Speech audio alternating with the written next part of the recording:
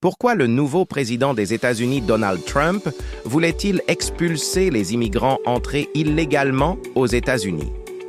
Dans le bureau ovale, le président Donald Trump se tient debout derrière son bureau, s'adressant à la nation avec fermeté. Entouré de ses conseillers, il annonce sa politique stricte sur l'immigration illégale.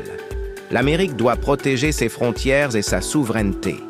Dans une salle de conférence, les conseillers du président examinent des graphiques inquiétants sur l'immigration illégale. Les visages sont tendus. La réalité des millions d'immigrants sans papier pèse sur la discussion. L'impact sur le pays est indéniable. Dans une réunion secrète, des cartes de la frontière américaine sont affichées, montrant les zones sensibles où l'immigration illégale fait rage. Le président Trump pointe du doigt les risques potentiels pour la sécurité nationale. « Nous devons protéger l'Amérique à tout prix », déclare-t-il. Les chiffres sont clairs. Les services publics américains sont sous pression. Des écoles bondées, des hôpitaux saturés, un système à bout de souffle. La situation est alarmante. Les conseillers appellent à une action immédiate pour alléger cette pression. Dans le bureau ovale, Donald Trump martèle l'importance de l'application des lois.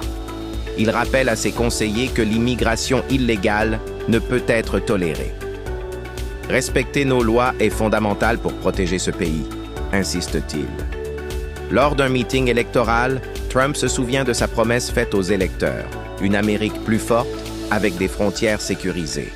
Il répète son engagement à stopper l'immigration illégale. « Nous devons remettre notre pays sur les rails », déclare-t-il à ses partisans. Les conseillers du président sont partagés, mais Trump reste ferme. La déportation des millions d'immigrants illégaux est la seule solution selon lui. Il est temps d'agir et de renforcer les mesures de contrôle.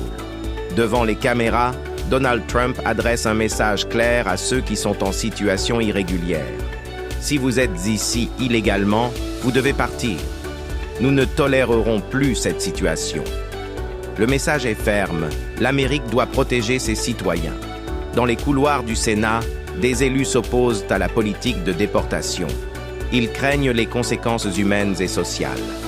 Mais pour Trump et ses partisans, l'immigration illégale représente un danger pour l'ordre public.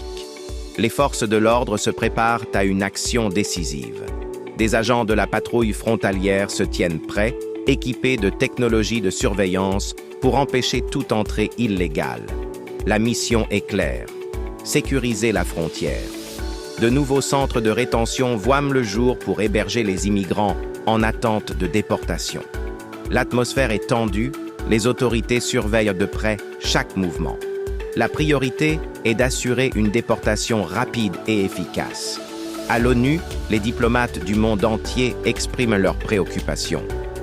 Le représentant des États-Unis, Donald Trump, défend fermement sa politique migratoire. Les États-Unis doivent d'abord protéger leurs citoyens, dit-il, soulignant la souveraineté du pays. Dans le bureau ovale, une grande carte de la frontière est déployée. Trump et ses conseillers discutent de la construction d'un mur et d'autres mesures pour dissuader toute immigration illégale. L'objectif est clair: renforcer les contrôles et empêcher toute entrée non autorisée.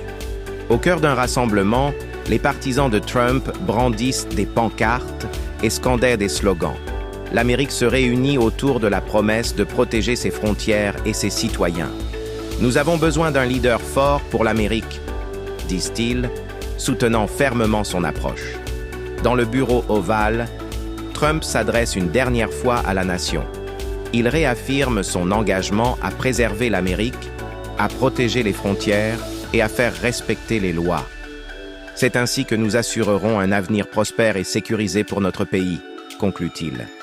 Je vous invite de vous abonner et cliquer sur la cloche de notification.